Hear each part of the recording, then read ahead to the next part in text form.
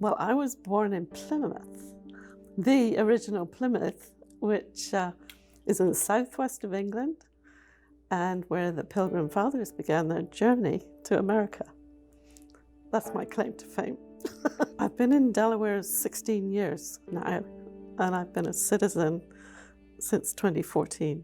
Briefly, I became a Christian when I was 12, got baptized when I was 15, and I believe I got my missionary call when I was 15, listening to a missionary from Japan.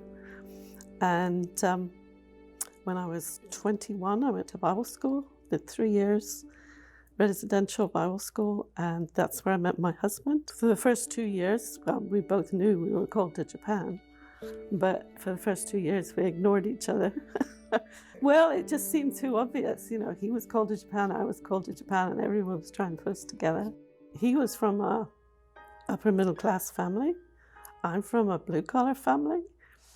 And that made a difference in those days, you know, and he had had a lot of education, and I had left school at 15. When I was really bothered about it, and I went to see the principal, and he more or less said, these things don't matter if it's really the Lord's will. And I thought, well, I guess it's possible. We got together and got engaged and then got married when we graduated. Both knew we had a call to Japan, but we didn't, at that point when we graduated, we didn't know how we were going to get to Japan. So we lived, my husband was from London, and so we lived in London for 2 years. And during that time, we came into contact with the Christian Literature Crusade, which is a literature mission, like you'd call it a parachurch organization. We also did 6 weeks at a Wycliffe SIL course to see if we had the ability to learn the language. And we passed all those things, and they accepted us into the mission. So we went to Japan with that mission, and we were in Japan 19 years. We went in March 74 and returned to England about April, so 93. Within 7 days of landing, we were in language school. That was the mission policy. When we flew to Japan the first time, our daughter was 5 months old. So you can imagine the grandparents were not happy. So, but we thought we were going on the adventure of a lifetime. It wasn't until we had our own grandchildren that we realized, oh, what did we do, you know? But yeah, and so I could only go to school part-time, but my husband did full-time. And so I got through the basic courses, and he got through all the courses. And because he needed to be able to read the Japanese characters, at least some anyway. There's at least 2,000 basic ones. And then after he had finished his language study, you never really finish, his teacher was very kind, and she said, I'll give you a course in bookselling, because every discipline, I suppose, has its own vocabulary. And so she did that for him. Whatever profession you went into, you had your own vocabulary. And it was, you know, if you knew the Japanese language well enough, you know, the kanji, the characters tell that story, you know. We had 2 shops in Tokyo. They were next door to each other, but the Japanese bookshop and the English bookshop. And of course, the English bookshop was mostly for pastors, but the Japanese are I suppose, a nation of readers. They'll read anything. They like to learn. I mean, Christianity is called Christokyo, which is kyo. Kyo in the end is learning. And so if they wanted to know about Christianity, they came into the bookshop. And also in Japan at that time, you couldn't just walk into a church. They felt you needed an introduction.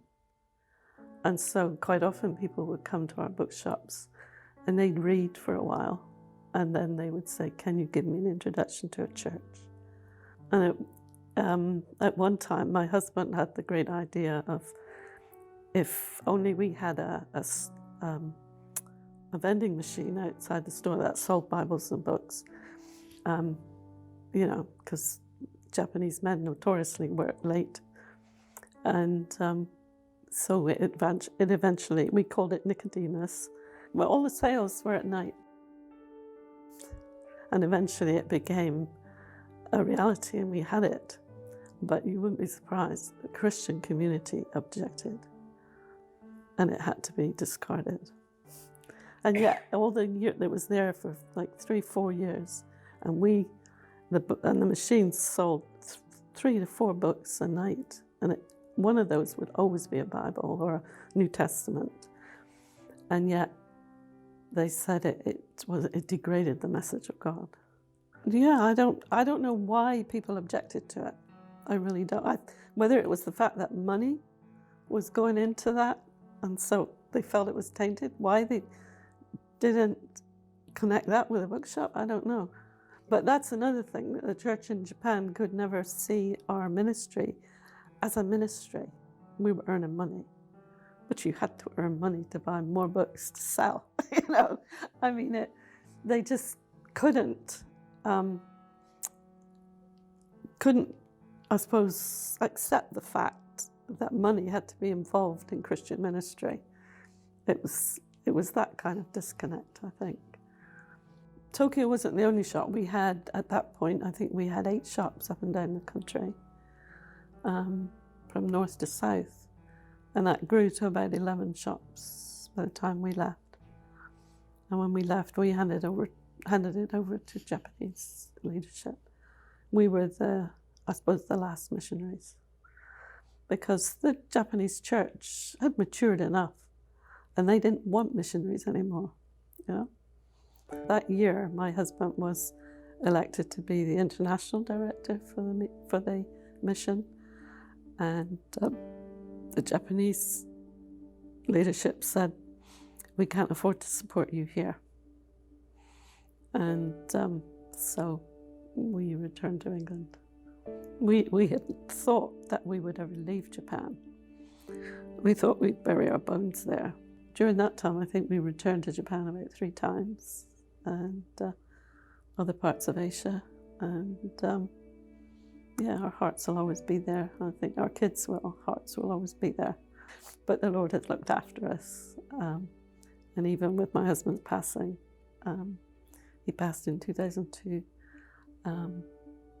The Lord has just sustained me and my family, and through it all, and learned a lot through it all. And of course, through the experiences there, you learn to trust the Lord more. I mean, you actually grow. I felt like we grew up as Christians. We were very green when we went. We thought we were going to save the world, but we were very green. And but the Lord was gracious to us, and the Japanese nation are very gracious. They really are. The Bible says, if your enemy asks you to go 1 mile, you should go 2. Well, the Japanese do 3 anyway. That's that's how they are, When I felt the Lord was speaking to my heart, I think the Lord gave my mum a premonition, because her first reaction was, "Oh no, Lord, not the Japs." And I can't bear to hear anybody say that about the Japanese. But of course, she'd been through the war. And but our experience was very rich indeed. And I'll always thank the Lord for that. Yeah. There was no British education where we were. We were in Tokyo, but the nearest was Yokohama, the nearest British school, and that was too far. It was like a 2.5-hour journey on the train. So our kids went to the American mission school, which was in our town. The 2 older ones graduated from there, and they of course wanted to come to the States with all their friends, and so they did. And so both the two older ones went through university here, met, married, and stayed. And when my husband passed away, I came here. And that's how I ended up here. I still have one child that lives in England. Ever since we went to Japan, we are all spread across the world. My daughter was married in 1997, and I think they looked around a bit for a church, but finally they landed here. It was still over in the feed company. My granddaughter was born in 98, and she was dedicated over there, so I came for that.